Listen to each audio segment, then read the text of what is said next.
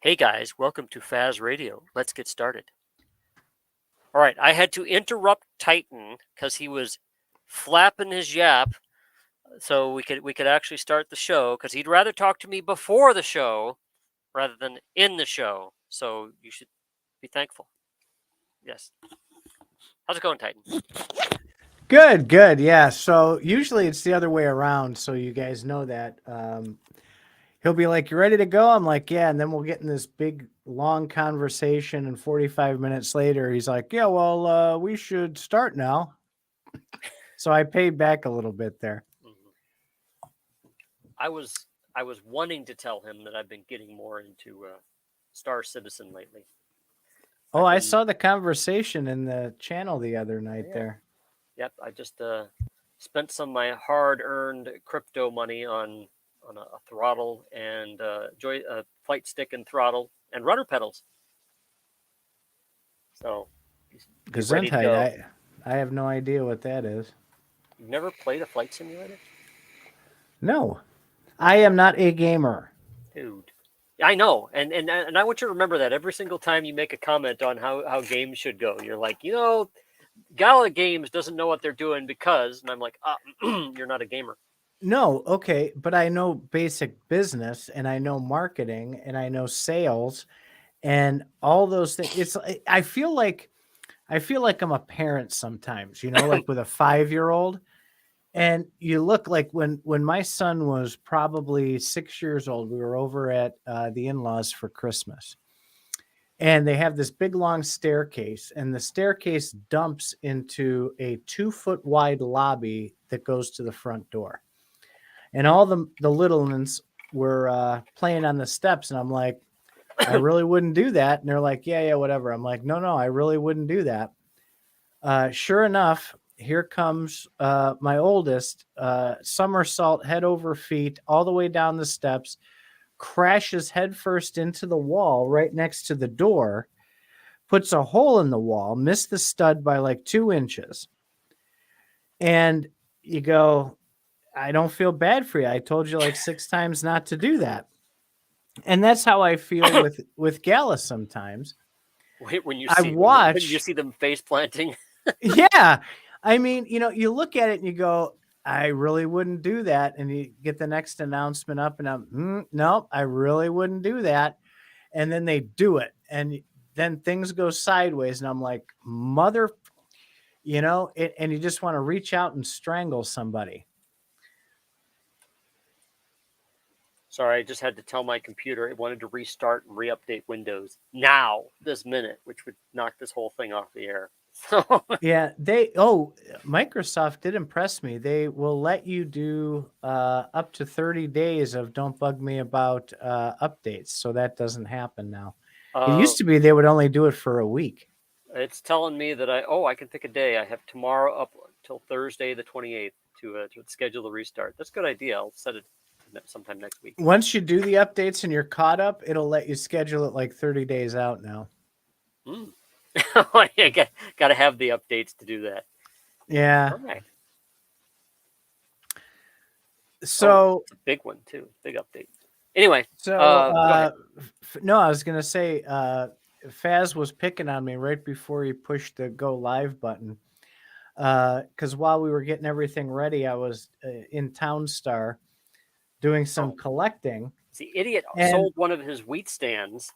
Well, that's beside the point. That's a separate part of this. But by complete accident, I had to get one of my wheat stands. I have 2 Epics, and I just got one the hell out of the way, and I put it all the way over on the other side of my town because I don't need it where my sheep pens are, right? So I was like, well, I should probably get like a windmill started and start doing some other stuff. So I popped the windmill right next to it. And lo and behold, it required no wheat whatsoever. Yeah, right. And I went, duh. I was just using it for sheep pens this whole time. I had no idea. So how many months? Yeah, I know, right? It's been like 6 months. So I do okay. I mean, I get my they call it in sales, they call it a nut when you meet your goal. So I get my nut every day with TMI, dude. No, not like that. You're going off the deep end.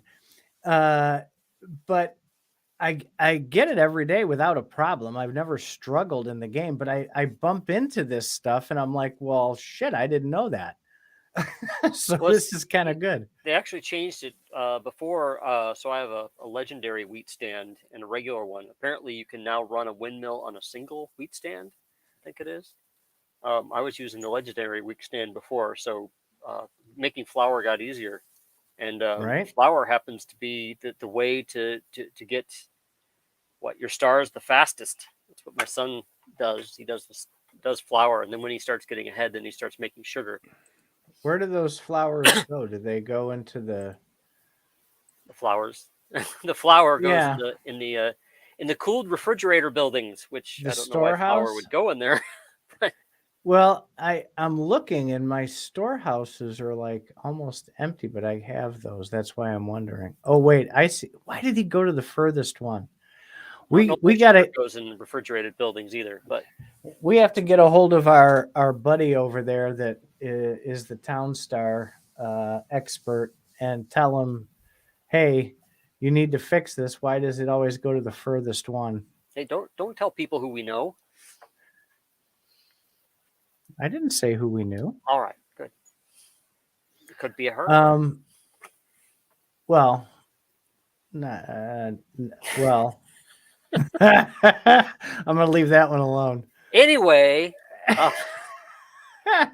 so let's see. Tonight we will provide commentary on Metamask going down, P2E platforms that are gaining steam, stop CBDCs, XRP SEC new delay, and some thoughts on Gala's leadership meeting and Fuzzles. So I'll just start in the middle with XRP SEC. So apparently the SEC has just wound up being able to push it into next year now. That whole XRP deal, Ripple case into next year now, which of course their whole goal is to delay as long as possible, because I'm pretty much convinced now that once the SEC loses, crypto is going to go through the roof, because it's just going to be game on, because XRP, Ripple will be able to use XRP with banks to do transfers to all countries, and everybody else is going to jump on board.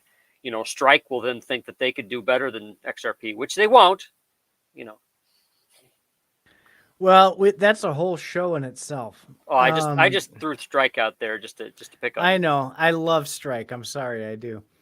Well, now I want to call out something that you mentioned, and you didn't do it. It's just like the flow of how you speak. But when the SEC loses, they're really not going to lose. So well, yes, even if they lose, they've won in a way. Yeah, because okay, so if let's say it goes against the SEC, right? They're still going to go out and sue the shit out of every token imaginable. Usually the bigger ones will be last on their list because that's a bigger battle. They'll go after the smaller and medium-sized ones first. That's what my they opinion. will do is they will settle, and then they won't. They'll make the terms of the settlement secret. And then they'll just do it to everybody else. Well, they'll come out and they'll say, "Well, this is different than XRP." So they can use that as a marketing. If they happen to get a win out of this somehow, they'll say, well, because of XRP, this is kind of the same. So they're really not going to, they're just going to lose a lot of face, and they're going to lose some power, the ability for them to just harness every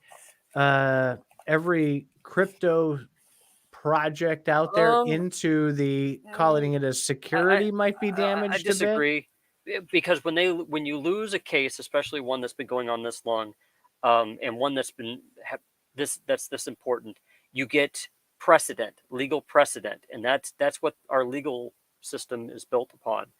And even if terms are kept secret and we never know and stuff like that, the judges will be able to know. And they have avenues to use that precedent. So them losing in this case is really bad. What they're obviously doing is they're trying to get other cases wrapped up, like that LBRY case, which does not have as much resources as Ripple. They want to get a ruling on that one before they lose the Ripple case. They will lose the Ripple case. I'm just saying they will, because I mean they keep doing stuff wrong. And every lawyer that talks about it, it's like, dude, this is an open and shut case. They're just delaying. They decided to sue Ripple. Plaintiffs never want to drag out the case. It's the defendant that always wants to drag out the case.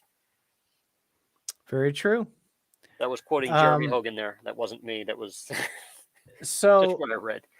So the other part on that is they were, if you remember, they were kind of forced into it because the lawsuit was filed when, what was that guy's name, Hinman, when he left? Jay, yeah, that guy, Clayton. That's it. When he left, he just filed the suit and then walked away and left it in the lap of whoever was taking over. Gary Gensler, every XRP's favorite person. Yeah. So it is a huge challenge here. So they were fighting from behind anyway, but we talked about this probably 9 months ago. I really do believe they could solve the problem a lot easier by just upgrading to 2022. They're running off of these 1940s and 1950s laws, and they refuse to update to modern times. Well, the problem is the problem is, and I've worked for the government. I've worked for the federal government, the military, and the state governments. The federal government basically just has rules, and they don't write the rules. They only enforce the rules, and they don't change the rules, because when they act outside the rules, they get in trouble and they get their pee-pee stomped. And so what they have been saying, the SEC has been saying, hey, Congress, write some new rules for us. They've been begging them to. Jay Clayton was begging them to even before he started the case against Ripple. And Congress never does. Congress is apparently afraid of crypto, or apparently they want to start making it political, and they want to stay away from it. So the SEC is basically doing what it normally does. It's like, oh, this is a strange thing. This is security-like because it fits in our limited matrix. Therefore, it is. They just know that they're going to lose this case. That's why they're dragging it out. And the very fact that they did it at all, I don't know, it speaks to some sort of plan. Maybe Jay Clayton wanted. Remember, he did that at the time, right when, after Joe Biden had just become president, and everybody was jumping ship from the Trump administration, and maybe he felt that it wasn't going to get done, before everybody from that administration left. So that's probably, I bet, why he did it. He's just like, it'll just get forgotten about, and then bye. It could be. I think it's a win for crypto either way. Just having somebody stand up to the SEC and take it this far, I think, is a huge win in itself. Well, it's causing a lot of crypto. It's causing a lot of crypto companies to join together, band together, and lobby Congress and stuff. It's created a crypto lobby where there kind of wasn't one before. I mean, there was one, but it's gotten a bit more involved. And the longer this goes, the more money that various companies put into crypto, the more important this is. And the SEC really hasn't been doing a lot of enforcement. They don't seem to know what they're enforcing.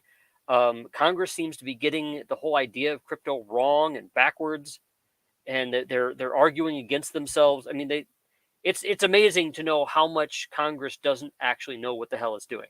And crypto is just the latest thing. Before people complain about the environment or about some political thing. Well, now we're with crypto, and it's becoming obvious Congress has no fucking clue what it's doing. I don't think they want to, at least until the election cycle is over, because they don't want to be the ones that hold anything back. And they don't want to be the ones who do it and then end up causing too many problems for too many other agencies. They're in a lose-lose situation. So there's going to be this stalemate for a good long time until they can figure out how to win the game. You know, the government doesn't do anything that they don't think they can win. So that's, I think, part of the inaction. Well, yeah, and then Joe Biden coming along and saying, "Oh, well, we're gonna have an executive order to go look at crypto." What the fuck does that even mean? Well, That's kicking the can down the road too. That's like, we have no idea what it is. Let's go study it. And meanwhile, everybody's like up in the air. But the early birds, they're all still moving. If you've gotten in by now, I think if things go well, then you'll be doing really well in a couple of years. Uh-oh. Well, did you notice that they kicked the cans 6 months down the road with the CDBC talk too?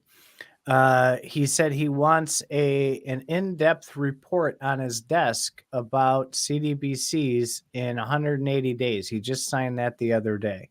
That was a really smooth segue you did there. So keep going on that. Yeah, right. See how I do that? I'm pretty good at this. So,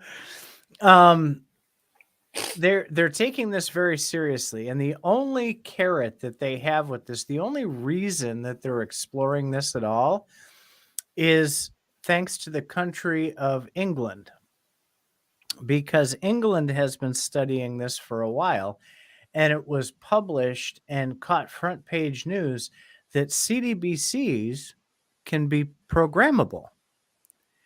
Well, they just figured that out just now.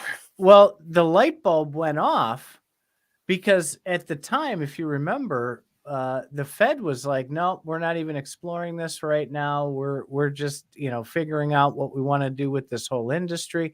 And all of a sudden, that story broke, and then suddenly they did an about face and said, "We are actually going to explore this." And they used the excuse that was because the Chinese yuan or yuan, how do you say that even? Yuan. Mhm. Started going, the digital one had gone live, and they use it. So, well, since China's doing it, we're going to do it. So about that, and I think I could make this. I'm going to talk about something political, but I'm going to make it as little politics as possible. So be on your best behavior, Mr. Titan. Democrats have been very suspicious of crypto. Republicans have been very suspicious of crypto. The Trump administration was basically saying crypto is a scam. It's based on thin air, whatever. The Democrats get in. They think crypto is terrible. It's a scam, whatever. And then all of a sudden, they come to a screeching halt. And one of the big people against crypto on the Democrat side is Elizabeth Warren, and she pretty much made it very obvious, saying, "Look, we can't control crypto. That's why we don't like it." But then once that kind of happened, this whole CBDC conversation with the fact that all this stuff is programmable and stuff like that, the Democrats are starting to realize, wait a minute, if we had a crypto, then we can control that crypto. And where I don't like this going is it seems that battle lines are starting to be drawn, and it seems that the Democrats are actually liking the idea of CBDCs, and that is basically, but one good way to put it is big government money. If we have a CBDC in this country, what that means is the central bank, the bank there'll be a United States central bank that will mediate every single transaction. You go pay your friend for something, the central bank's going to be in the middle of it. They're going to have the blockchain in the middle of it. They're going to see every single transaction. Well, you don't have that right now. I mean, if you go pay your friend $5 for mowing your lawn or something, federal government doesn't know about that, but they would if you had a CBDC. If everybody had United States crypto dollar. That's the scary part. And the scary part is actually what China has been doing with their digital yuan. They mediate every single transaction. That means, and what they've also been doing is they've been cutting people off for various reasons. Well, we probably wouldn't cut people off for the same reasons that China would, but we'd probably cut some people off, for some reason. I don't know, maybe you had a murder or a drug conviction or something like that. They would immediately, you no longer can spend anything from your wallet. There'd be no bank in the middle. It would just, there wouldn't be a private bank in the middle that would cut you off. and then you can get another bank account, all the banks would cut you off. That's the scary part. And they will spin it for what you're saying into the positive, and they'll jump up on their podium and they'll say, listen, all of these horrible parents out there that spend food stamp money on drugs, we're going to designate these food stamp dollars so that it can only be spent on nutritious food for children. Do you see how wonderful this is going to be? And people are going to go, oh, have you seen the movie great. RoboCop 2? No, I didn't like the original, so I probably did. The first RoboCop, the cop had 3 laws. I forgot what the laws were, but he had three directives that he had to do, like protect the innocent and uphold the law, whatever. And he had 3 directives, and so he got through the whole movie, and then they had a sequel, and then the sequel comes out. The people that own RoboCop decided that they were going to give him like 1 billion directives. Like, you must pick flowers on the side of the road. You must say hello to people as you go by, blah, blah, blah. And they even had a scene in the very beginning where a guy was going to, shoot this lady. And RoboCop puts up his pistol and is like, don't worry, I can shoot you before you can shoot her.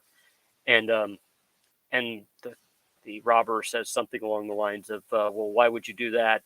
He says, well, I'll never shoot the victim. So then he gets a smart thought and he puts the gun to his own head.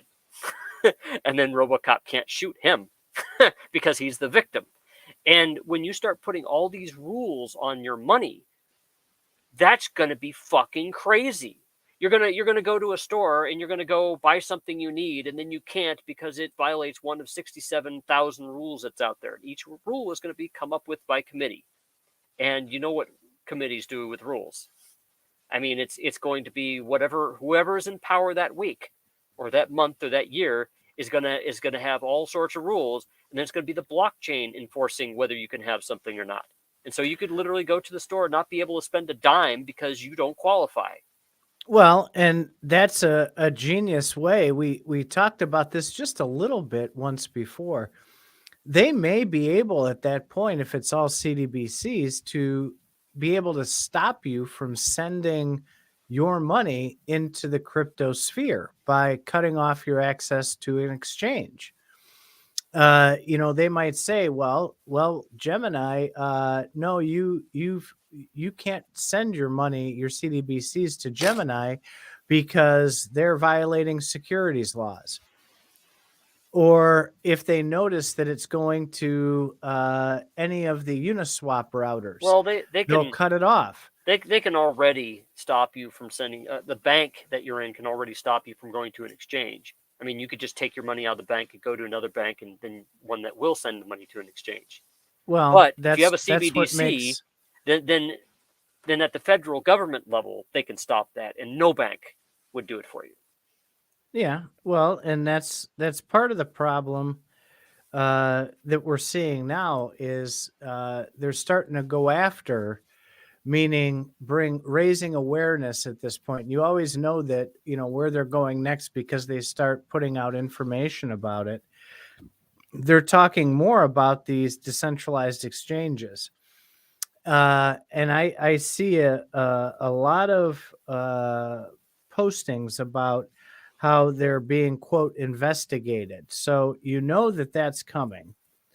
And we're going to see who's really decentralized and who's not pretty quickly when they start putting the hammer down on a lot of these different places. That's going to be hard because you're going to have to answer what the heck decentralized means. And when they start making laws about how things are supposed to be, those terms are going to get wacky too, because it's going to be, well, only a certain part of it needs to be decentralized. If it's decentralized, what part is that? Well, the government says it's going to be this part. Unfortunately, it's not going to be the United States making those rules. It's going to be everyone else, because the United States is taking forever to get into crypto, and we're just going to be following the rest of the world on that. Well, decentralized, we've argued about that before on here and on CFA. Well, it doesn't matter what we think. It matters what the government eventually thinks. Right. And that is a huge part of these gaming platforms is talking about how they're decentralized, right? So there's a couple Is that another P2E segue? platforms. There you I go. am like It's the acronym. Titan segue today.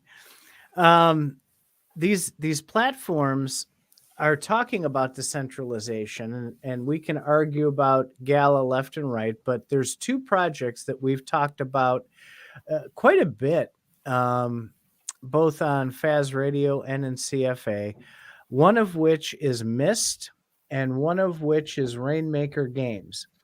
And I still have feelers out to both of them, and we're having trouble coordinating schedules to get both of them uh, on board for a guest appearance here.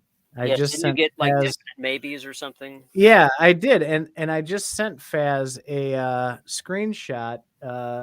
The Rainmaker people reached out to me about 2 weeks ago and were saying, "Hey, we're ready to schedule," and then something fell through again. But anyway, I mean, crickets. yeah, the update. Well, I think it was around that they were trying to do a marketing blitz because Rainmaker Games just got a huge influx of money.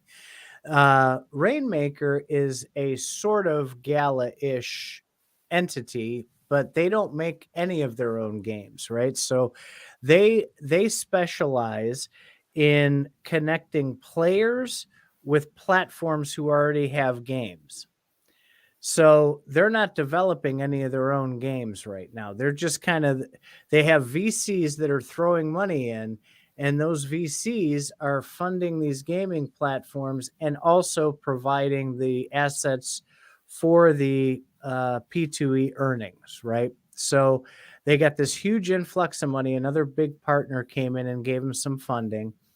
They're making some really big strides. Now, if you went and looked at Rainmaker Games token, the Rain token, it just took a huge shit this week, right after that announcement. And they're getting it slow to go to market. These games are, it's kind of like what you roll your eyes with Gala with. Oh, it's coming, it's in the works, we're developing, right?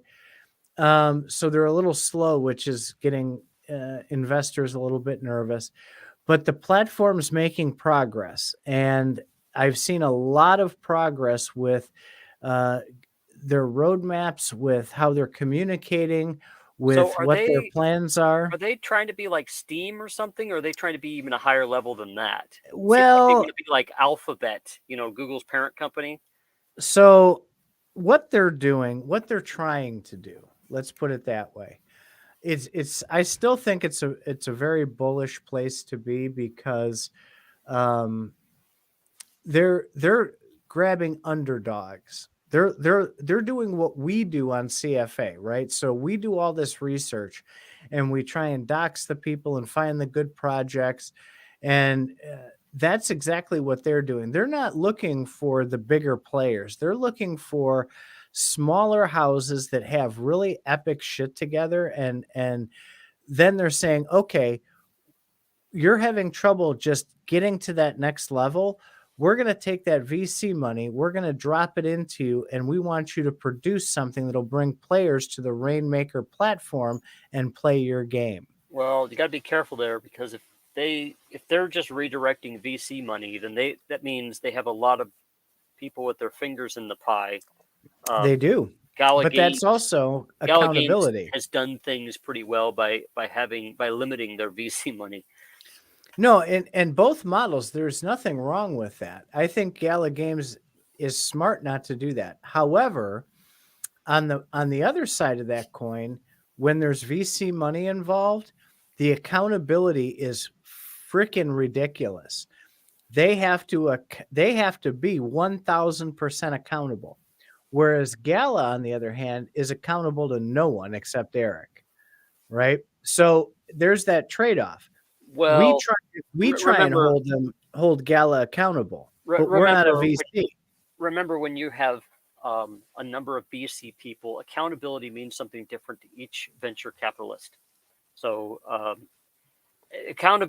the way you're making it sound as if there's some sort of standard that they have to adhere to, and Gala has no standards. Actually, it's worse. The more VC people you have, the harder it becomes because every one of them could yank their money. So the question is, I would be very interested in knowing how they have their money or who has their money, but I think we're not very likely to find that out from an interview. No, we can ask, of course, though. But sure. So at any rate, from the Rainmaker side, they're making progress from what I've seen. Keep them on your radar. Also, that Mist, and I will talk about Myra, whatever the hell that is, because I have Myria. I have some comments on that, and I know if Mr. K, Mr. Coods is listening, he's all amped up about that, so we'll get there. All right. So with Mist, all right, I went and I played that game, and when we talked about it, I was like, oh my God, this is like really bad. It looked like a bunch of 14-year-olds slapped together code and just threw it out there for no reason, right? They've gotten to a point where they have some video out, and they had a little test going on. They are making a hell of a good game. If you follow them, it's MIST. Yeah, MIST.game. You can go there, follow their Twitter. The progress they've made in the last 6 months is astounding. And the good part about that is that they're focusing on one thing right now. They have other games in the works, but they focus 90% of their attention on this first game, which I think is amazing. They're not building the hype. They're not. Be aware that Mist is one game. That's all that they have. I mean, Gala Games. You've given Gala a hard time because they're focusing on more than one game. Gala Games is focusing on multiple teams. Each team, that's their one game. Remember, Gala Games is an aggregator, and in fact, Rainmaker, as you put it, is an aggregator to some degree too. Mist is just one game, like Decentraland. So okay, there is an advantage for them having their one game, but I wouldn't compare them to Rainmaker or Gala. Just saying. When did I do that? Sounded like you did. I didn't. You're just so defensive about Gala all the time. Oh my God. I swear you're on their payroll and I'm not getting a cut of this, and I'm going to be pretty pissed off. You have to make some sort of strife here to listeners, because listeners love strife. I hear about it all the time. They're like, why don't you guys more? I think, you know what, if we charged like 50 Gala a person to listen to our personal conversations where we argue for 3 hours, we'd be millionaires. No, then they'd hold us to what we were talking about. So anyway, back to Mist. They're tremendous progress. Keep them on your radar as always. Do your own research, form your own opinion. But I think they're gonna. Don't say BYOR. Yeah, I think they're gonna have a heck of a good game. I really do. It looks interesting. I'll admit, I bought some Mist. Yep. And did you buy some Mist too? Yeah. See, there's a thought out there that one will never criticize a game that they own, tokens for or own NFTs for. I can say that certainly doesn't apply to Gala. Because people rip them a new asshole. Oh, I do it on a weekly basis. And they own all sorts of Gala stuff. I'll tell you, I rip on Gala, but when they do well, if you notice there, you call me a flip-flopper. No, you call me a flip-flopper, but when they're doing good, I want to show them as much love as I can. When they're doing really stupid things, I'm going to rip on them. Yes, that's just the way it is. So if they just would get with the program and do the things that the community is asking, well, all right, that's a whole nother. If you wanted them to do, then you'd shut up. Is that what you're saying? Sort of. What the community wants them to do and what will make the ecosystem work. We could do a whole separate bonus show on here's what Gala could do to make the community happy. I don't want to get off topic. So let's hit Maria real quick. Myra or whatever it is. Maria. Yeah. Mary So we jumped in there. A whole bunch of us jumped in there right from the get-go. I know Crazy Own and Mr. K, And and that, there was by the way, I want to say something about that. This is why I made the Discord, so I could, when I got interested in something or somebody got interested in something, that 3 or 4 people jump in, they go figure it out, and then they compare notes, and then people are able to figure out, their number pretty quick. And then we could decide whether we want to move on or not, or at least we know a lot about said thing. So go ahead. I just wanted to throw that in there. No, yeah, that's exactly what we want to do. We want to swarm over there, and we want to figure it out. We want to get the correct answers, cut through the hype, cut through the bullshit, and figure out if this is something we want to ape into, right? And 10 heads in there is better than one. If just you or I go, or just Coods goes, or anybody, right? So this was a great thing, and I watch, right? My big thing, everybody asks me all the time, oh, well, how do you research? Number one, I watch.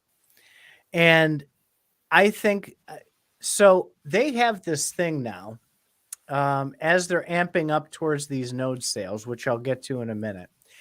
They have where they put out, you choose an alliance. Next week you're going to get to choose what alliance you want to be in. And they did a explanation on these 3 alliances. You choose one, and you become part of that crew. They did a fantastic job communicating what these 3 alliances were all This is about. Miria, right? Yeah. Okay.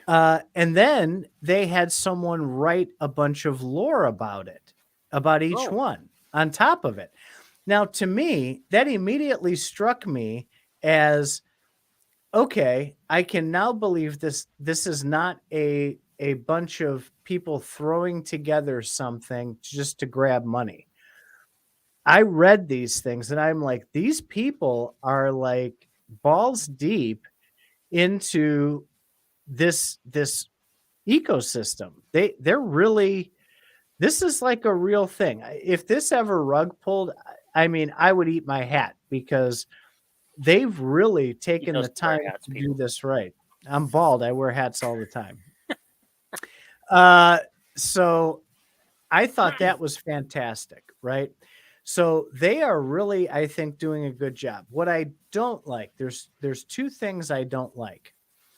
The first thing I don't like is, in order to get whitelisted to buy a node, you have to reach a certain Discord level. You have to reach level 10 in their Discord, which means you have to talk a shit ton for like weeks on end. Otherwise, you're not going to get whitelisted to buy a node. Okay. To me, just talking in the Discord is bullshit, because nobody has anything to say about the project because nothing's out yet. So they're talking about their dog. They're talking about just stupid shit. And it's like, okay, why make people go through this horse shit just to get a node, right? So to me, that's bullshit. It sounds like a bunch of 14-year-olds. That turned me off. Second, they're commanding, according to the sheet that that Mr. K provided. Dude, that was awesome that you dug that up. That is gold right there. So it's going to be, I guess the pre-sale was 1.5 ETH, and they're planning on putting out 3 ETH nodes, right? And it's almost a clone of Gala. So we're looking at right now, like between $9,000 and $12,000 as a start to these nodes. To me, that's way too high. That's too much money to risk on something we don't know if it's going to work yet. So let me jump in here. I got very interested in Gala in September, October of 2020, and their nodes at that time were like $1,500. And I didn't know who Gala was, but I did a fair amount of research, and I saw that it was Eric Shiremeyer, and he had been with MySpace and with Zynga and stuff like that. And I was like, you know what? Okay, I'll take a chance. I'll drop $1,500 on this. With these guys, who the hell are they? I can't even, are they like, do they have track records? I mean, are they known for anything? Have they been VC people? If they were Eric Shiremeyer in 2020, I would not have dropped $8,000 on on something like that. I mean, that's what worries me is when you're starting out. I think they're trying. I think they know that they're Gala, that they're a baby Gala, and they quote know what nodes are worth, but only if the nodes mean something, only if the team means something, and that's what I'm still looking for. Is I don't see a tried and true team there. Is that something your research found? How good of a team they were? Yeah, so that was another concern. They're like the one guy. I looked him up on his LinkedIn, and it looked like he just put the page together yesterday, and it was sloppy, and the information was all over the place, and there were gaps and everything, and it just looked unprofessional. Their marketing guy, though, is Gala should hire this guy. I mean, he has a stellar, impeccable background with probably a good 20 links on a Google search of shit that he's accomplished. Remember, you can use archive.org to look at older versions to look people up to see if they had recently, kind of upscaled their resume. Just saying. Right. So he's the only one, the marketing guy is the only one I really am hot on for running this program well. The rest of them, okay, so a big turnoff to me was the guy who's the founder, right? He has on his bio, the first line of his bio, mind you, a serial entrepreneur with a bunch of failed businesses behind him. Well, so I actually defend people with failed businesses, to be honest, because you know what not to do, and you have the ability to keep doing that stuff. However, go into the however, Titan. No, yeah. So I agree with you on that, right? So failure is not a bad horrible thing. Well, but when you look at it and you look at timelines, he's tended to stick around for a year or two at every new entrepreneurial business he creates, and then he disappears. And it's 1 or 2 years and then disappears, and 1 or 2 years then disappears. So serial entrepreneur, what is he going to do a year or two from now? So these nodes come up. Is he going to walk away and do something else? That worries me. And again, they don't have a lot of that stuff together. So the team is hugely important for me in research, and they fail on that one, just like Faz said for me also. So will I buy a node? Hell no. Not happening. No way. Will I accumulate a nice sizable stack of tokens so that if things do take off, my tokens appreciate and I can probably buy a node with those tokens at that point? If it fares well, absolutely. I would buy one for like 1,200, but not the price they have. Right. Yeah, not for 9,000. So that's my approach. Now, you do whatever it is that makes you happy for everyone listening, but that's the approach I'm going to take. That's the approach I took with Gala, and that's the approach I'll take with Miria. Well, all right then. All right then. This is not a good segue. No, because I was on the Miria site. No, I was on the Miria site. I went to go look down at my screen to segue, and I was like, "Shit, I'm on the wrong thing." So where am I? Well, you had some commentary on MetaMask going down, which I didn't know. Yeah, it did. It went down today. All right, so that was surprising news, right? So I noticed when I took a break at work today, I see our buddy Guy from CoinDesk. He's like, MetaMask is more centralized than you think. And I'm like, okay, well, I'm gonna read this article. Apparently, they use a kind of like an Amazon kind of server thing to run MetaMask. Okay, it's called Infura. And it took a shit and it shut down every MetaMask wallet that's out there. Real quick, this has happened before, and you've mentioned Infura having issues before. And it's worth noting that that's not always required. Remember, MetaMask is a UI. You can actually use other means to do what MetaMask does. Just saying.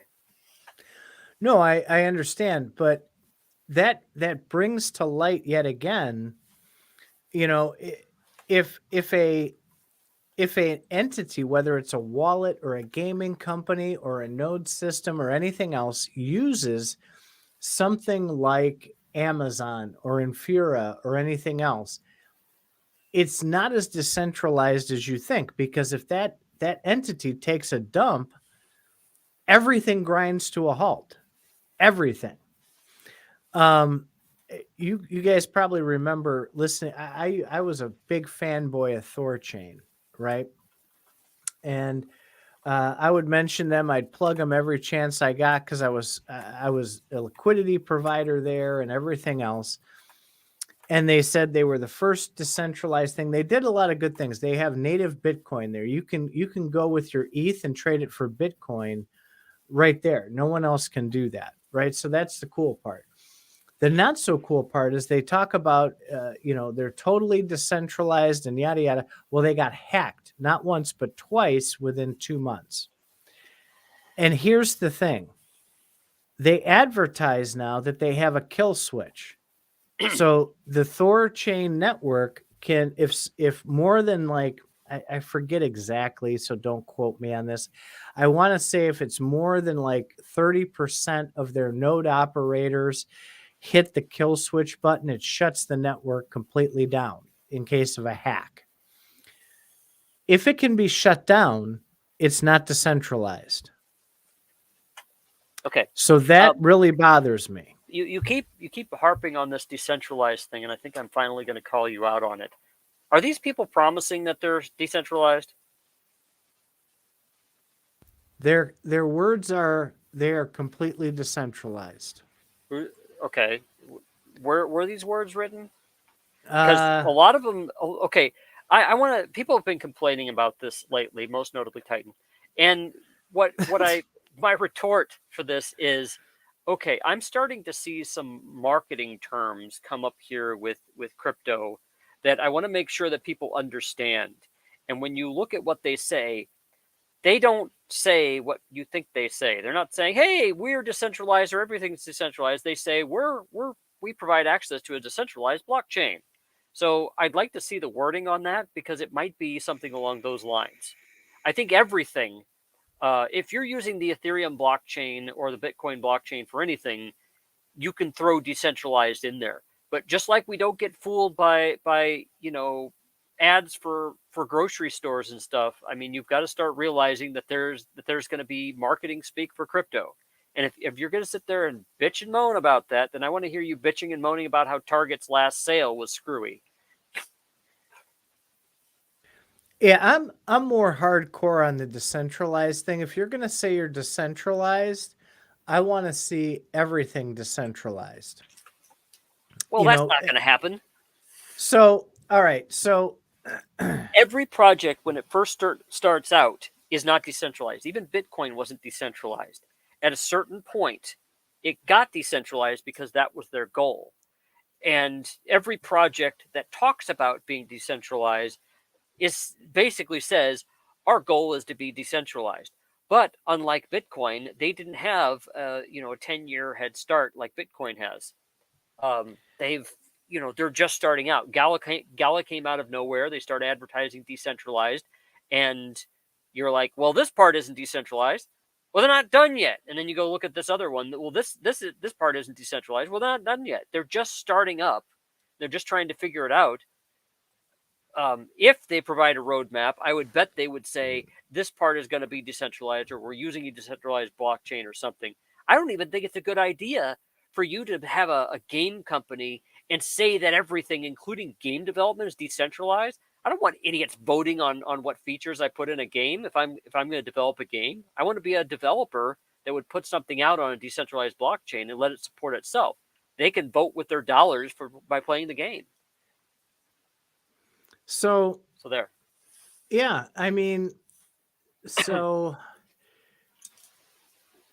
decentralized is a spectrum, yes. But I think there is a line, and I can't put my finger on where on that line It's like the definition of it goes porn. I don't over. know what it is, but I know it when I see it, huh? Yeah, it's tough, okay, because you go back to the if it sounds like a duck and walks like a duck and talks like a duck, it's probably a duck. But we don't agree on what the fuck a duck is.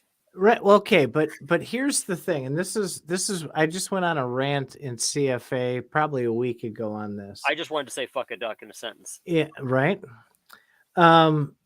So everything, you say what, don't don't don't go by what they say, go by what they do, right? And everything that Gala has been putting out screams centralization, but everything they say screams decentralization, right? So I just harped on this again tonight with you, talking about the Gala music side, right? So if they say, oh, well, Gala Music's going to be the decentralized node ecosystem for totally decentralized NFT. Blah, blah, blah, blah. Their wording is correct because the nodes Okay. are what's decentralized. The part that people have a problem with, that I think you're having the problem with, is who's making these music deals? Who's putting the stuff on the nodes? Who's No, doing that this? no. That's not where I have the problem. Where I have the problem is I have right now, I think 10 Snoop tracks, right? I have no rights to that music. I can't do anything with that music. I can't play it on my own website. I can't sell it. I can't modify it. I can't make my own mix of it. But the ones that I buy directly from Snoop, I can. Okay. So they created a walled garden. It's the Apple of decentralized music. I can only do it on a Gala node, and I can only make money on a Gala node. Whereas if I just buy it from Snoop instead, I can do whatever the hell I want with it. Are there the same? Is Snoop selling the same exact songs? Except the ones I that are thought not. Gala Central. That's what I'm The saying. ones that are So Gala what Snoop is Central. doing is he's being a smart guy. I said he's an extremely smart person, smarter than I gave him credit for a long time. You see him on Decentraland, you see him with Bored Apes, you see him with doing his own music thing, see him with Death Row Records. He's got a million things going at once. He's trying everything. So he's got something on with Gala Games, but he also is doing stuff on his own. He wants the marketing and the exposure that Gala gives, obviously, and his own stuff that he puts on OpenSea isn't going to get the same type of exposure. And so, and Decentraland, he's got it to where people want to buy land right next to him. So that's not a bad thing. He's doing a great thing. Right. But that's not what I'm talking about. So my point is, what's my incentive to buy a track from Gala when I could buy a track from Snoop for the same price and be able to do whatever I want with it? What is the draw? Incentive, why would I go to Gala gonna answer Games to do it? The incentive would be, obviously Gala can do something that you can't or won't do yourself. It might be that most people don't have the ability to take advantage of a Snoop Dogg track and be able to sell it and make a lot of money with it, or be able to rent it out. Gala Music provides you a platform to do that. They're just saying, okay, if you buy this song, if you just own a node, then here's your platform. Then if somebody plays it, then you're going to get money for it. I can do that by uploading it to Audius. You could. Or yeah, you could use and Gala. I can. Right, but I have the freedom to do. There's going to be more than one Audius. There's going to be more than one node ecosystem for decentralized music. Competitors exist. That's fine. Then you get to choose if you want. I happen to buy one of a few of Snoop's songs on OpenSea. So I have the Gala thing. I have the OpenSea thing. I mean, if he has more in a different venue, sure, I'll do that too. So if you like the guy, then diversify as well. it's not a bad thing that there are alternate many different ways to make money with his music. That can only be a good thing. I didn't say it was bad. I'm saying what's my incentive to buy Gala versus buying direct? Time and money. If you don't have time, see, if you actually own some of Snoop's music, and you know how to take advantage of it, great. Then you stand to make much more money than you ever could with Gala Games. But I don't know. What if you work 9 to 5? You have a day job. You don't have time to deal with that shit. Get a music node. Just turn that thing on, and then since you're providing stuff to the network, you get rewarded with money. So one's passive. The other one is you better be a good deal maker. Okay. I mean, it's just like anything else. I was talking to you today earlier about buying some art versus buying artist rights. You can buy something from an artist. You could buy a painting from an artist, or you can buy an item from an artist, or you can buy the rights to something. You could do that with books. You could buy one book, or you can buy the rights to a book. One is way different than the other, and one's much more expensive than the other. And the reason one is more expensive than the other is because you make money on all the books. You could sell that one book, or you could make money on every single book sold. So that's why the book rights cost more. It's a bigger deal. Same deal with what Snoop's doing. He's hitting all the angles. I think that's awesome. One of them's bound to work for him. I think he's going to do real well. And if he sells the Death Row Records nodes, I think that's going to be huge. And Gala's not going to be, the way that he's situating himself, Gal's not going to be able to put him into a corner. He's going to be like, okay, you guys are pissing me off. I think I'll just go do this other thing now. So he's keeping himself well diversified. We talked about that a little bit the other night too, when I was bringing up a point about, how do I want to phrase this?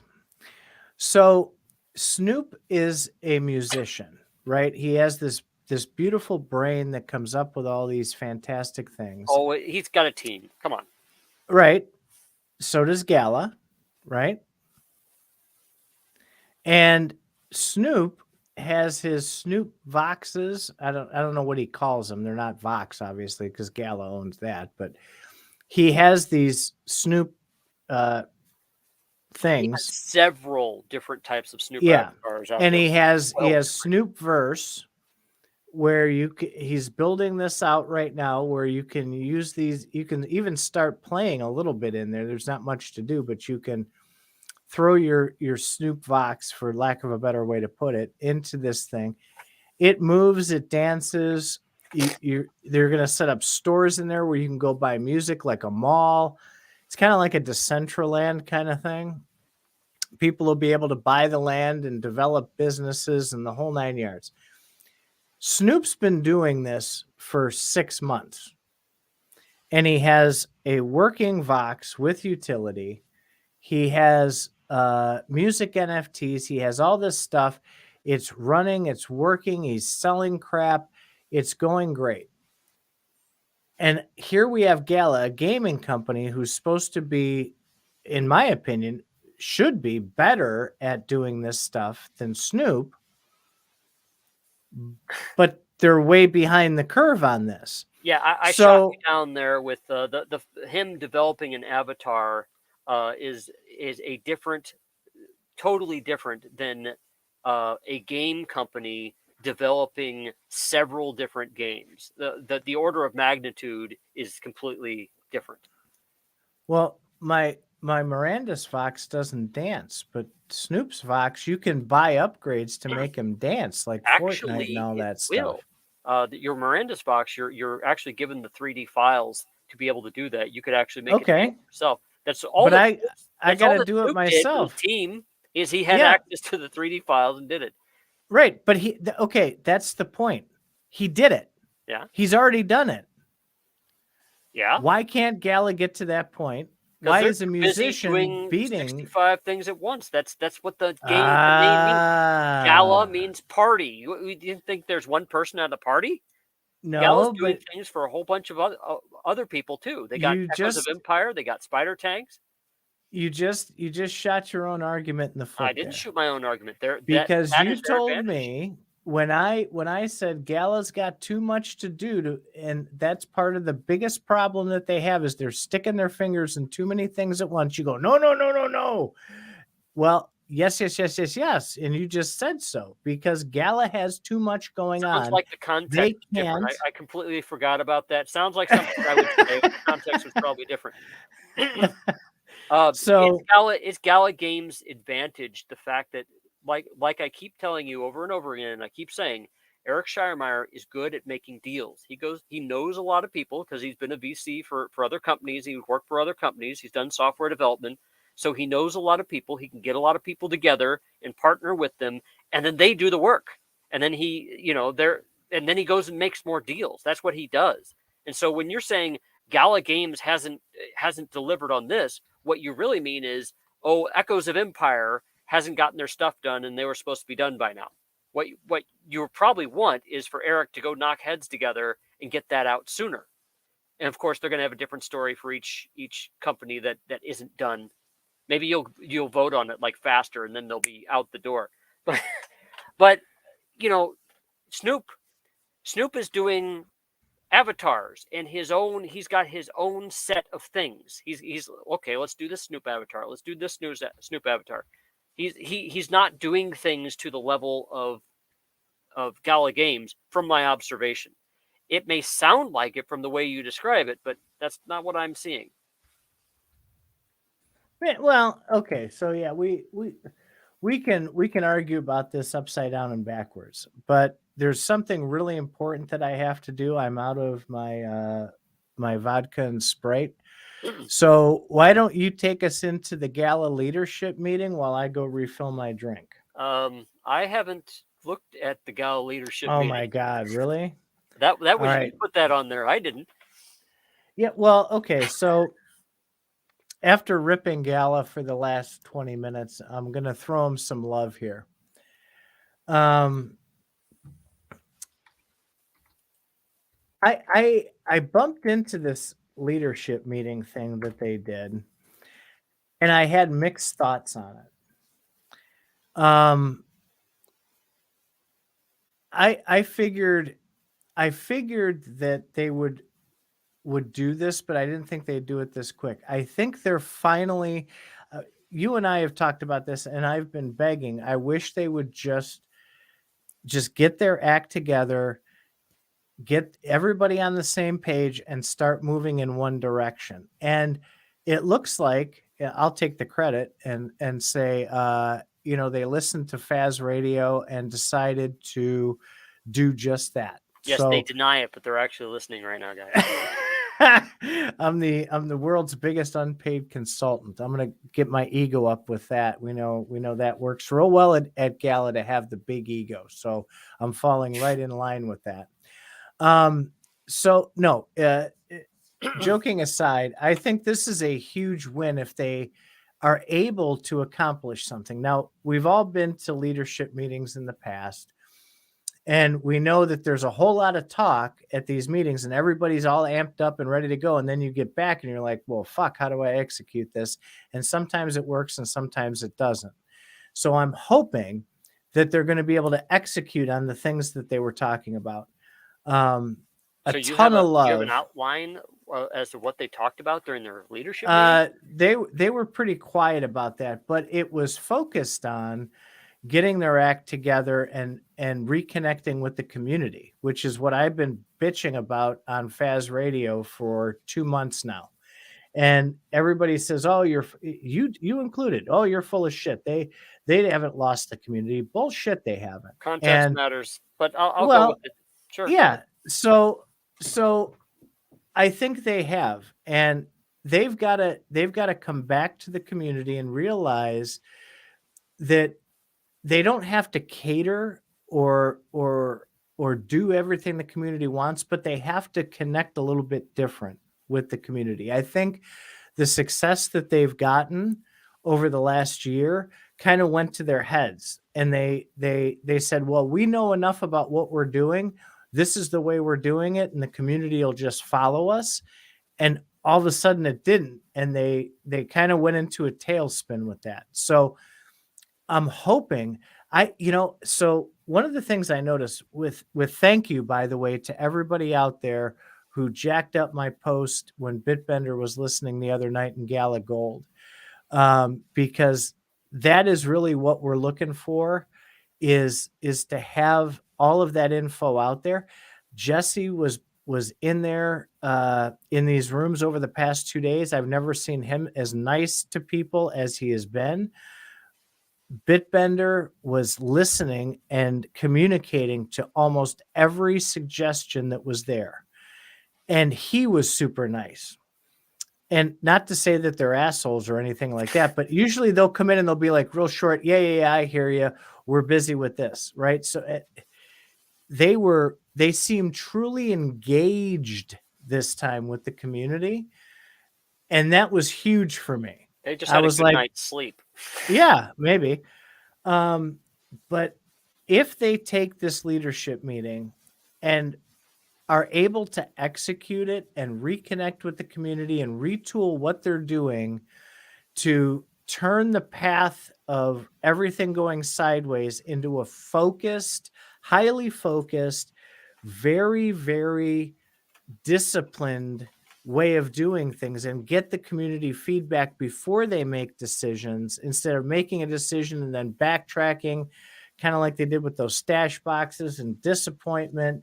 Well, and then I think you get it right when you say that they seem to be flying by the seat of their pants on a lot of things. I get a sense that Eric's way of doing things is very risk heavy, fly by the seat of the pants, and do whatever makes the, what keeps the lights on and what brings in more deals. And I think they probably switched directions quite a bit. I'm sure that they still have a lot of things going on, but I get a sense of a little bit of chaos over there. What I don't get a sense is a real, I guess this is a half-formed thought. I kind of always want to bring Star Citizen into this, where I say Star Citizen lets you know what part of what they're working on. They have a very transparent schedule. You know exactly what they're working on. Most people don't like it because they want things to be done beyond yesterday, and Star Citizen has taken 10 years to develop their stuff, but you know where they stand. Gala doesn't have that. They seem to have a very reactive way of dealing with that. It's only when people start not, banging down the doors that they're like, okay, already, we're doing this.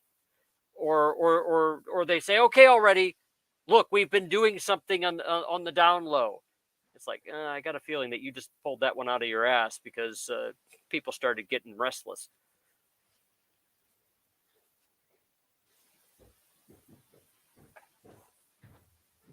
Mr. Titan.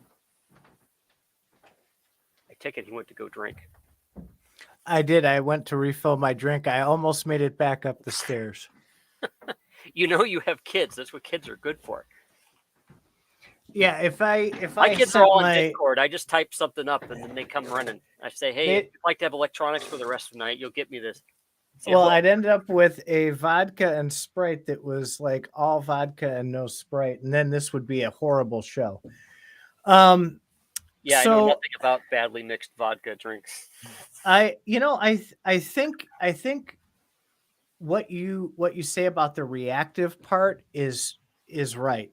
And there's like three things that I see when I poke around over at the Gala server, and it's the same like top three things I see on CFA.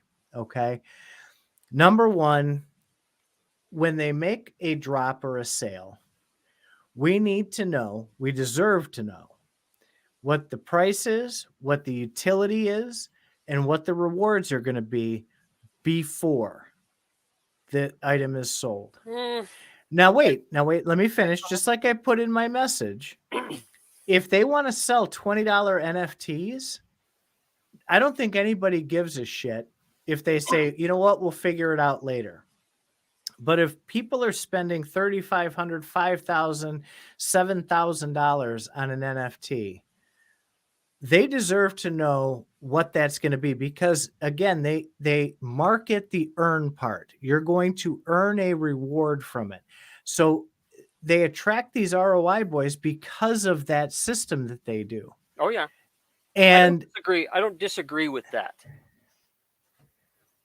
so that's number one. That's the big theme. So if they can bring that to a head, I would say half of their problems disappear.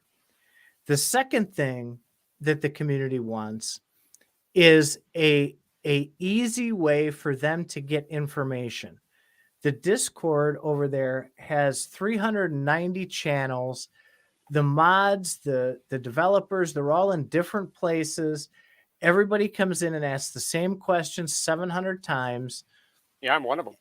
Yeah, and the information is so scattered. If you want to know, they talked about like a drop of XYZ NFT, you have to literally go to 5 different channels over there to find all the information about that one goddamn NFT. Yep, and that's I totally agree with that. There is a level of organization that it's by the seat of their pants, and there's a level of organization that they really need to add to what they're doing.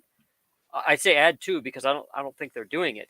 I think that they do have project managers and people keeping track of that stuff, but I don't think that they're one way that you can really keep a project manager honest is make what they do public. All of a sudden, they start changing things about how they plan, and meetings have a whole different tone when you have to make things public. Yeah, so that dovetails perfectly. Now you're Mr. Segue into number 3, right? And this was wonderful. Old Man Smithers brought over to us the Gala Thune list. And what it is they're keeping track over there. A select group of people are keeping track of the promises that Gala has made and how many have been fulfilled. And the unfulfilled list is like 4 times the size of the fulfilled list. I'd like to add something here. Because I've followed I've done other Kickstarters and followed other projects like Star Citizen. The Gala group is pretty darn forgiving and pretty darn forgetful too. This Thune list is the first time that I've seen something like this put together, and it's slapdash at that. Now that's not saying it's whoever's doing it is a bad job. Smithers, yeah, looking at you. Thank you. You're actually doing a good job.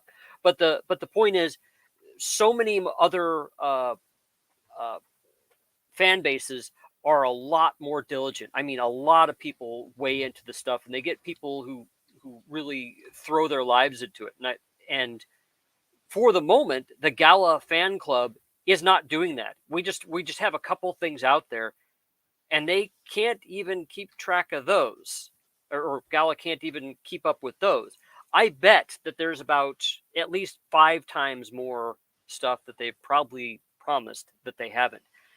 I like to defend Gala because I've been in development and I know how software development works, and I followed game development and I don't know something about how that works. I'm happy to defend them, but I 100% agree with people holding them to their words. They should be held to their words. And I think we need more people to write this down, not less. That's why I made a channel in CryptoFaz Discord with this Gala Thune list. If there's anything that I can do, that we can do to get more people involved in fleshing out this list, I would love that.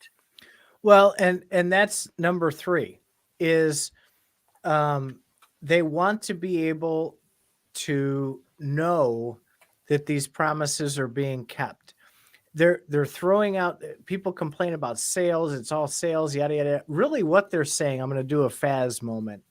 Really what you're saying is that we've bought all this stuff from Gala and we're promised utility with it, and it never materialized. but yet you're selling more stuff with no utility that'll come later, and we keep adding this to the list. First, let's get all this Thune list and all these promises that have been made. And you and I talked about making a separate room for just the promises, not even the Thune list. These things have to be done in a community server. They cannot be done in the Gala server, right? Because Gala at a certain time will seek to kind of corral it. We've got to do it because, I mean, and I would suggest taking screenshots of things that they say. And I do. I've got a whole folder of those. Sourcing and where they said it on the website. The community has a lot more power than you think it does, and our community really actually has not flexed its muscles very much. Well, we talked with Carrie about that when we interviewed her, and she thought that was a great idea, but that never materialized over there. The accountability listings and stuff like that. So that's the third thing that the community wants, is let's make utility for what has already been sold before we start selling more stuff. Now, let me defend them there a little bit. Sometimes you've got to do what you're able to do. If you have a lot of deals going on at once, only some of them can pan out some of the time.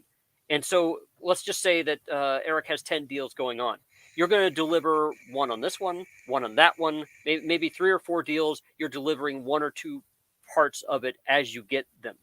To their credit, it seems that whatever they have in hand, they throw out there. They get things out there as quickly as possible. I don't think they're holding back. But when you start telling them how to do their job, that's where I have to say, I'm sorry, you need to be a game developer to really understand what you're asking, because it might mean that there's an order of magnitude more work that needs to be done to get this one thing done. If anything, I could go with you having some sort of negotiation strategy, but not a. I really disagree with roasting them over the coals because they didn't get all these things done. Frankly, other things were more important. Somebody mentioned, John here mentioned FarmBot, which I'm a bit bent about too. That's their very first promise. FarmBot most likely has something to do with their Gala chain or with their future plans, and they can't put it together for that reason. And boy, it'd be nice if they told us a reason at least, other than it's not done. So I agree with you and I disagree with you. Did you so just I get agree. Another drink? No. So walking across the room. Yeah, no. So I went over to the other side because I thought you were going to keep talking. I don't think we should be demanding or expecting things. Okay. But here's the way that I see it. And I think I don't want to speak for the community, but I want to hypothesize the why behind the why on it. People will pay $5,000 for that NFT if they can get an answer on the utility for that, and what it's going to be exactly ahead of time, and what the reward is going to be. It's down. We know what we're going to get. You'd be surprised. There is so little you have to promise to get money out of people. It's not funny. Well, but that's the point. And this is why Gala keeps doing it, because they know that they can. If everybody apes into these things and keeps buying them when they don't say anything. Manager does this. God, you don't let me finish a thought ever. You got to just stick in there. So what they should do, if they want to continue with the, you know what, we'll figure it out later, sell them for $20 then. Here's the thing, okay? And I put this in the rant that I put in CFA a couple of months ago. My bartender over here, I've been going up to them for 20-something years. And it's a great place. There's no bullshit. There's no fights. It's just a great place to go, cheap drinks, everything else. And he said to me, I said, Michael, how the hell do you have so much money in this place? You know, you're not like... there's never like 100 people in here at once. And he says, listen, he says, if I charge $20 for that drink, he goes, I'll get somebody to come in and have a $20 drink, but I'll never see him again. He goes, if I sell you a $2 drink, you're going to come in here 1,000 times over the next 20 years or 30 years that you've been coming here. Yeah, let He me goes, explain something I'll about make way Mike's more money. Let me explain something about Mike's business. Mike Of has a course. product that has already been figured out, and he needs to simply just go and grab it and serve it up.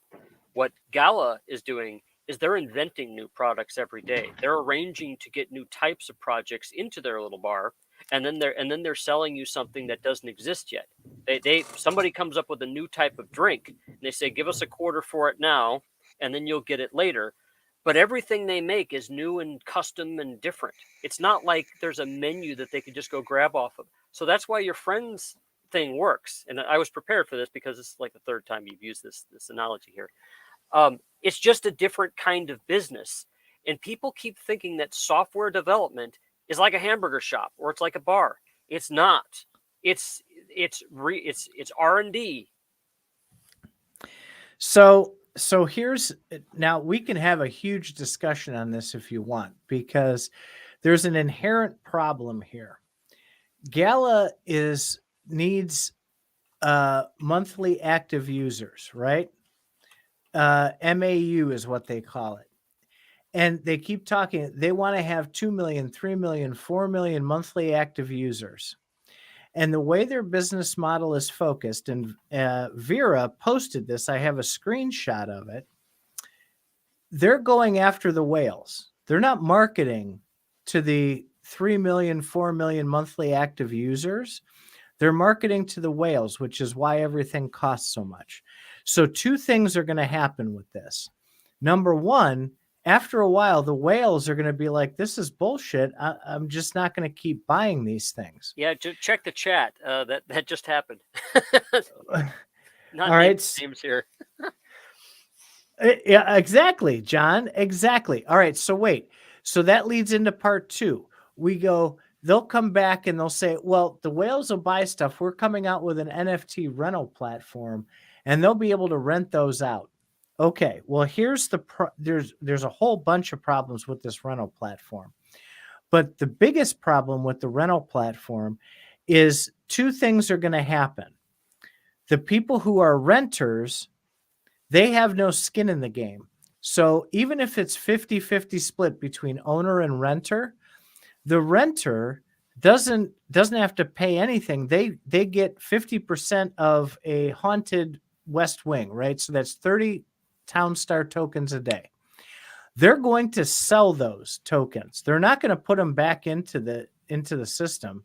They're just earning. That's one of your monthly active users, and they're going to sell their tokens. In the meantime, you have your whale who owns that haunted West Wing. They're going to get their ROI back. They're going to make some money, but then they're going to be selling those tokens as well. They're not going to keep investing in more NFTs either. They're going to want to make some income off of that. That's the whole reason they bought it in the first place. You segued so smoothly there that I missed it.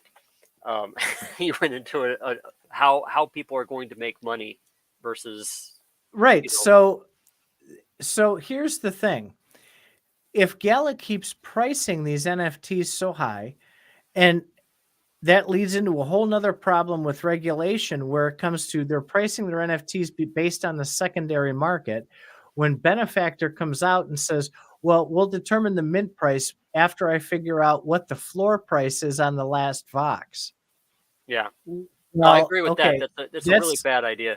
That's a really bad idea, right? So they're just inviting the SEC to come in and go, yeah, this is fucked up. But anyway, that aside, that's again a whole nother discussion. The rental platform is going to suck more money into people selling than the way that they have it right now before the rental platform. So they're not getting ahead of this far enough. They're not playing chess; they're playing checkers. If they're looking at the next move instead of looking 4 moves ahead. If you recall, we had this conversation on the Discord before, and one, Gala Games is not a static company, and they're not doing static things. Their whole shtick is to adapt, and Townstar is coming out with new mechanics every day. And if Town becomes less useful, has less utility, they're going to reinvent it until it gets it, like they're doing right now. And if if this reinvention doesn't work, they'll reinvent it again. Their whole shtick in there is to create mechanics. So that's what they do. I'm pretty sure that things are going to be okay with the coins. As far as them making a specific point of helping people make money with the coins, they can't do that. They can't say that, and it doesn't work to their advantage in any way for them to even act like that. There is, beyond all this, there is the actual game that people play because they play the game, and you still need the token to be used.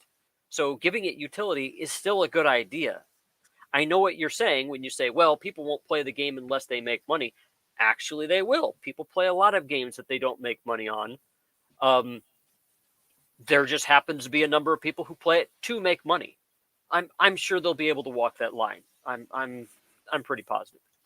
Well, that's the thing, right? So Gala's trying to figure out how to make a play to earn platform work for them and work for the people who are playing it. The problem is that there is no precedent, and they're winging it, which is fine. There's nothing wrong with that. I love Bleeding Edge. That's why I'm here. That's why I stay here. However, they have to play chess, not checkers. They have to look 4 moves ahead. They're only looking 1 move ahead.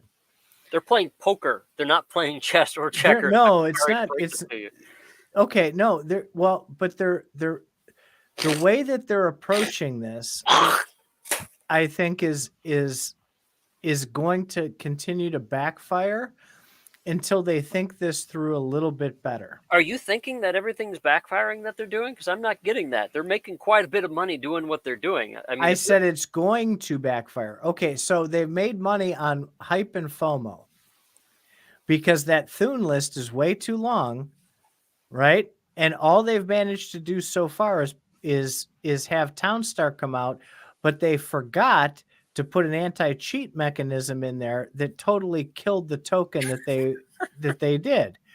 All right. So, okay, somebody fucked up. Okay. It happens, right? It took them 3 months. 3 months to stop the bleeding on that. Should I mention at any point that the game isn't out yet?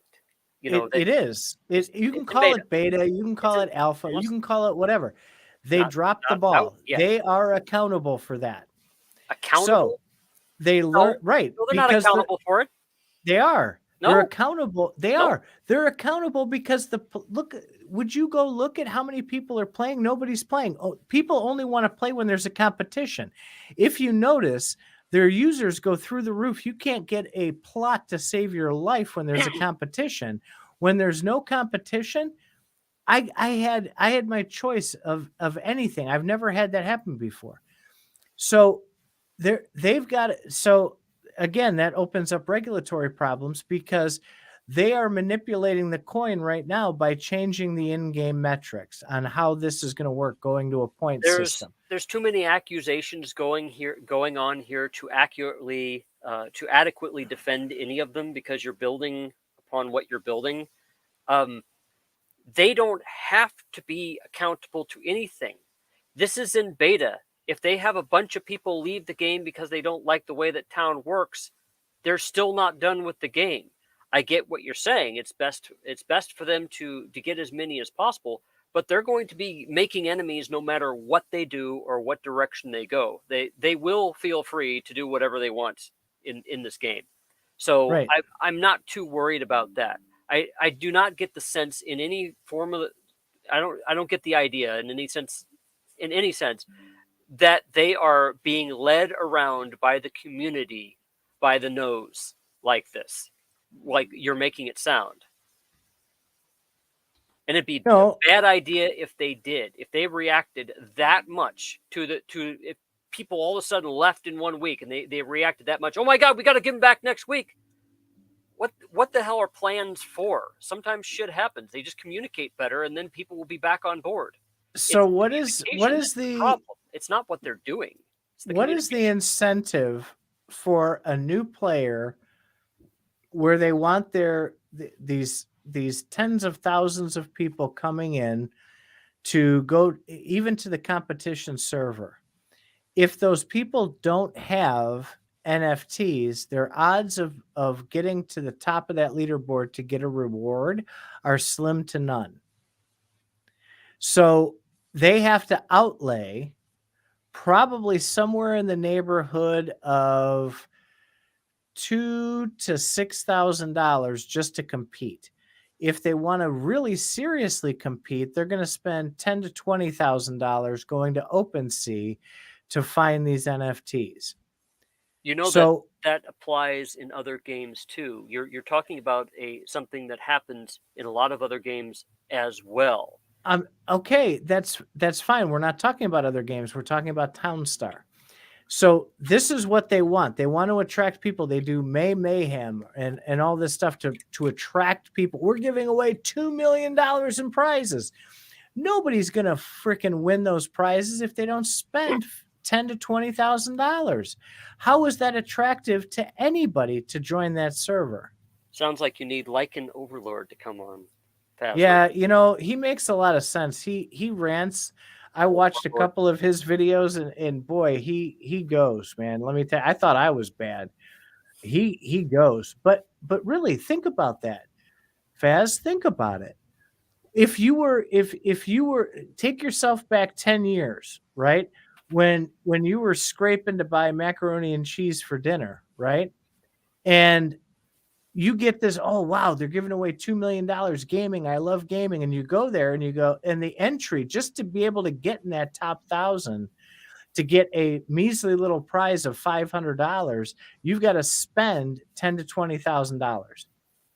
Are you going to stick around in that ecosystem? No.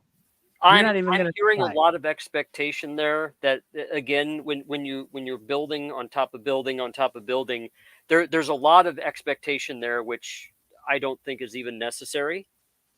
But okay, yeah, sure. If you want to win at anything, you're going to have to invest something in it. You know, I don't see getting butthurt over something like this. You just won't get those people. It just means that you're advertising to different people. I mean, if Gala wants to advertise to the person who can barely scrape enough money together to buy macaroni and cheese, then they're going to make things a lot easier for them. If they're not, watch what they do, not what they say. If they're not doing that, then that's not who they're advertising to. Right, but they're not going to survive if all they do is market to those people. I disagree. They're surviving quite well marketing to the people who can afford a lot more than macaroni every week. They have their sweet spot right now. Well, okay, because a lot of the stuff is being bought by people who already have the money. Yep. Again, as Coods so kindly corrected me, it's daily users, not monthly, like I said. So if they want 1 million daily users, they're not going to find 1 million whales who are going to come in and spend that money. Then it's up to them to figure it out. I'm sure they will. Exactly. Well, okay. So how are they going to do that? I think they're not doing it right. No, they're not. A lot of daily users. If they don't, they're not. It's up to them. I don't see a dilemma here. I hear a false dilemma being created that seems to end in, well, then they're not going to make a lot of money. Well, my answer is just going to be, since they obviously are making a lot of money, they must be doing okay. I'm not doing okay. That's the false assumption that I think that you're making is everybody should be able to play this right now. Now, I think probably one of the reasons you came up with this assumption is because Gala had in the very beginning this big long treatise about how we'd like people in the Philippines to be able to play this game, and we'd like to help people in disadvantaged countries be able to play this game and make some money and stuff like that. I can understand from that point of view that being a problem, because they're certainly not marketing to those people. There's no way that somebody in the Philippines could afford an NFT to compete in this stuff to make more money. However, because this is in beta, this is the time where they balance it. If it is their goal to make it so that someone in the Philippines can do this, then you can do it with one NFT. It would just take a while to get there. And I would say that they would have failed if they put out Townstar and they haven't met that. So that's where I'd like to get Eric into a conversation, or Bitbender into a conversation, and say, how's your progress going on that goal that you guys had? You getting somewhere with that? Well, John made a fantastic comment just a moment ago. You know, He said, I'm long-term vaping too, plan. bro. Yeah, that's fantastic. No, no. Well, it is, because vaping is way better than smoking. So the long-term plan, right? And I know he's being like half serious, half sarcastic, right? Because I know the same thing, right? I know it's a long-term plan, but they also have to survive in the meantime, and they have to get to a point to where the balance is here sooner rather than later. And by winging it the way they're doing it, it's going to take them way longer to get this up and running. So, all right, if they can't, let me put it this way. If they can't prove that they can balance this economy by the time Mirandus, the ultimate flagship, overhyped, hopefully they can live up to it game that could change the world of gaming forever. And I truly believe that if they come out with everything that they have in their head about what Mirandus is going to be, it's going to be a world-changing gaming experience. Yeah, great. If they can't fix and have Townstar running like a clock with all these users in it, by the time that comes out, no one's going to be interested in Mirandus, because they're going to go, because that's what they said they were going to do. So they've got a year. They've got as long as they've got, however long it takes to get Mirandus out. If they don't have the stuff, all those mechanics developed, then it won't be ready yet until it is. So what I keep hearing is a non-gamer trying to say how he wants a gaming company to run. What you're really saying is this is how you'd like it to be run, and then there's just plain realities. And the realities are not everything's going to be available all at once. This is how the sausage is made. This is how we put it together. And, 50% of my mindset on this is fucking deal with it. The other mindset is, yeah, shit's going to happen. So I think they're trying, and I see them increasing their manpower every day, and I see them trying hard, doing more. I see them continuing to improve.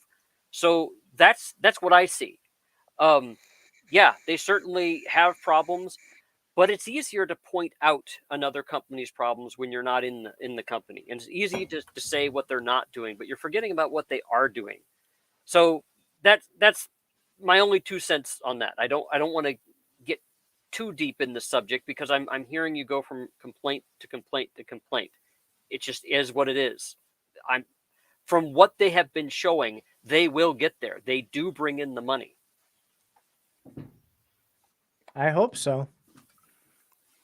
I do. And I hope this leadership conference, I hope they talk about the same things that we're talking about. And I hope they have an action plan ready to go back and to execute. And I hope, what I would love to see is the same picture that Bitbender posted of these 60 top leaders of the company in that room a month from now, saying, we had our action plan. What have you done to implement this? And what actions are being taken? What are your steps? And to hold their own team accountable for what they discuss at this. Because if they discuss things, but then don't implement it and follow up on it, that's going to be a problem. And this is where my expertise comes in. I have the investment experience, which we are investors. I don't care. Gala can say whatever the hell they want. We are their investors, and they will, I have that experience. And when they want to attract people via sales and marketing and investing, which is what I specialize in, yes, I have a fantastic eye of the tiger on this to be able to see what they're doing right and what they're doing wrong. The gaming part, I couldn't code a game. I can tell you by playing a game if it's fun or what features are cool and everything else. No, I'm not that kind of person, and I don't sit here and talk about the actual game part of it. I talk about the metrics around it and the earning around it and the investing around it. That's where I have that expertise. That's fine. That's fine. I'm fine with that, but realize that this crypto investment angle is not one that Gala is going to address in any way. And I see it from your point of view, but it doesn't seem like you're seeing it from their point of view. They are, after all, just a game company. And whether you say that you're an investor or not, whether you disagree with it or not, you're not legally an investor. You have no claim to anything. What you are is you're a gambler. And you can say for all intents and purposes you are an investor. Well, then that's how you want to take it. Meanwhile, Gala can't take that under advisement, and they're not going to operate as if that is real. And that includes, all their competitions and so on. Anyway, I think we're kind of beating this one into the ground. I was just going to say the same thing. Well, I've let you talk most of the time. So, yeah, I'm impressed. Do we have anything left here? This one's gotten a bit longer. Fuzzles. Let's hit Fuzzles real quick and then get the hell out of here. Well, then let me bitch about Fuzzles. So I saw the Fuzzles come on, and I'm like, hey, these things are really cute. I like these. These could be something. To be honest, the marketing campaign has pissed me the fuck off because they just fucking stop already. I mean, they all this like hidden shit, like, oh, look, a shadow's coming. Oh, look, here's a horn. Here's this. Oh, now this thing. Okay, look, it's coming. It's coming. It's coming. And I was that was kind of annoying me. And then the little cute thing popped up, and I'm like, hey, that's kind of cool. And then this AI aspect kind of got introduced, and it's like, okay, that's a little weird. And then I heard the motherfuckers speak, and oh my fucking God, they sound like strange robots from hell. And I liked them better when they didn't talk. And I would love it if they could just change the voice to some cutesy little baby voice or something. I don't know. They need to do something on it. As far as buying one, I think the price I just saw on CFA, somebody said 0.5 Ethereum. I don't know. I have buyer's fatigue. I probably won't be buying one myself. And yes, I just stole that from John because I'm feeling exactly the same way. If there were 0.1, maybe I'd get one. Hopefully I don't regret that decision. Yeah. Again, this is something that's totally not related to play to earn gaming. But here we go with them going sideways like they did with Gala Music and jumping on an opportunity. Because I was complaining there. You got to defend. No, that's not how it works. But I think it's a great thing if they could somehow incorporate it into the play to earn model. But they're not. They're saying it's separate and it's not going to be in games, and it's going to have rewards that are outside of the gaming and everything else. You just said it 3 minutes ago. Gala is a gaming company. Work on the fucking games and get them working right. Fix the economies. Focus on what the core of that business is and get it done. Then if you want to send a Fuzzle out as an oh, by the way, I'll bet you they would sell out in 8 seconds. But you got to work on the Thune list. You got to work on the games. You got to fix Townstar. You've got to show more progress with Mirandus and Fortified. All right. We're not going to have yada, yada, yada, yada, yada. So I'm going to have to speak up for him here. Fuzzles, wait, let me finish my Fuzzles. I got off track a little bit. I'm sorry. Fuzzles, I agree with you. If they were 0.1, 0.2 even, I might grab one. I probably wouldn't install it and use it, but I'd buy one. Well, I think they look cute. I'd certainly get one for 0.1, maybe 0.2. But right. So I do agree with you. Again, there's no utility. I do agree with you in that. Okay, fine. They're a gaming company. They should tie this into games. I think there's a little bit of defense to say that Eric making partnerships with other people is a good and valid thing. However, I kind of like the gaming aspect as well. So I would love. I think they really need to tie them into a game. I think I feel like the Fuzzles are really could be really cool, but something about them feels rushed. I'd say like they feel like 70% cool and there's 25% that's just wrong. And I can't put my finger on it, but there's that's my 2 cents. Is they're almost there, and they need to wait a little bit. And yes, I think they need to tie it to a game somehow in some way. I hope they do, but that's not what was said so far. I have 18 screenshots of M Fox, who's the AI guy for the company they are working with, and those screenshots, it's not planned to be anything Gala related. And this is Gala Labs, which they in the Gala server insist is completely different, just like Gala Music, completely different from Gala Games.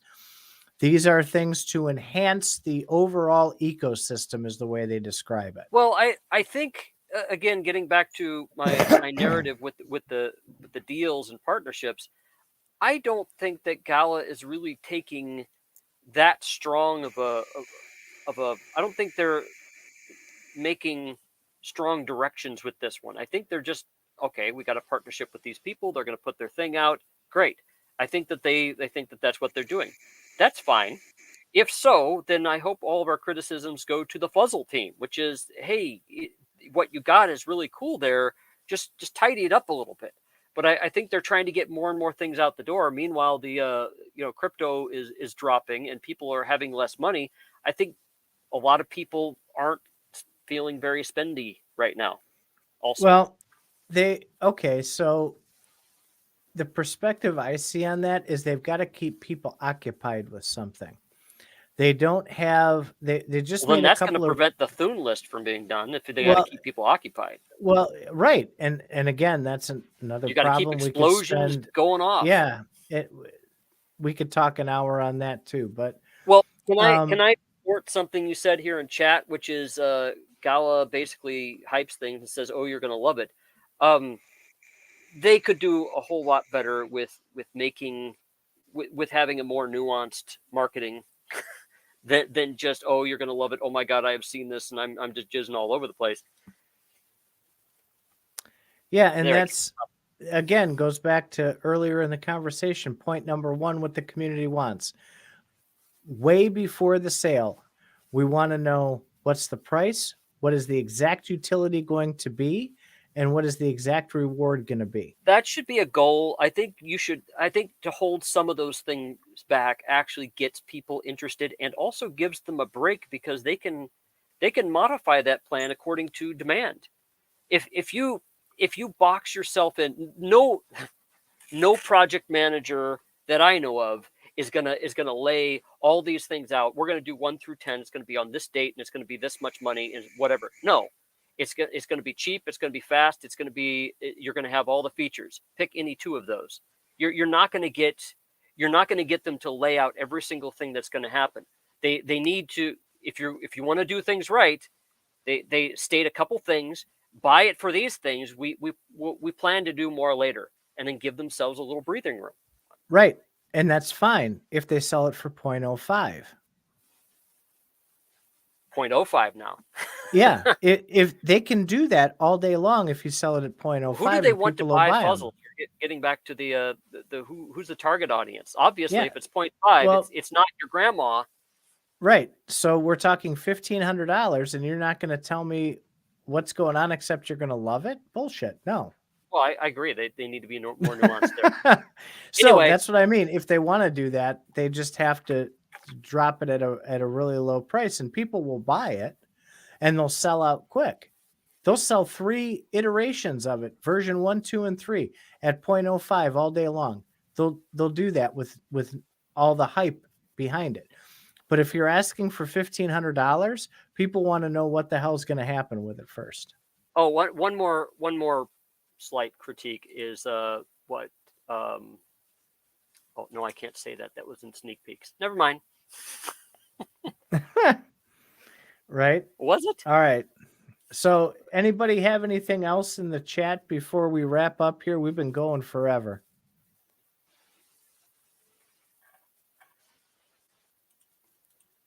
I'm just clicking around, trying to see where I saw that thing that I was going to say.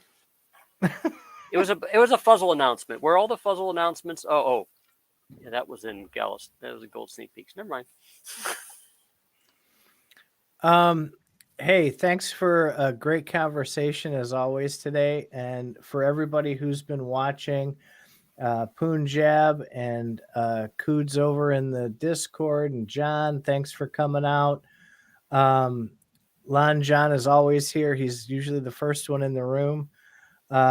You guys are awesome, and thanks for sticking with us, even though It's because of Coods that lit a fire under my ass, actually, because I had just done a bunch of yard work and was resting, and then Mr. Titan's like, "So what the hell, dude?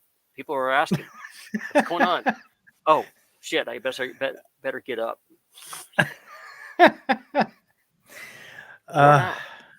Yeah. All right. Well, thank you very much, guys, for hanging with us for an hour and 50 minutes. And we actually kept them interested this long, so we must be doing something right. Well, we try, right? Yep. All right. Thank you very much, guys. I'm going to end it right now. See you later. Bye. We need an ending kind of thing.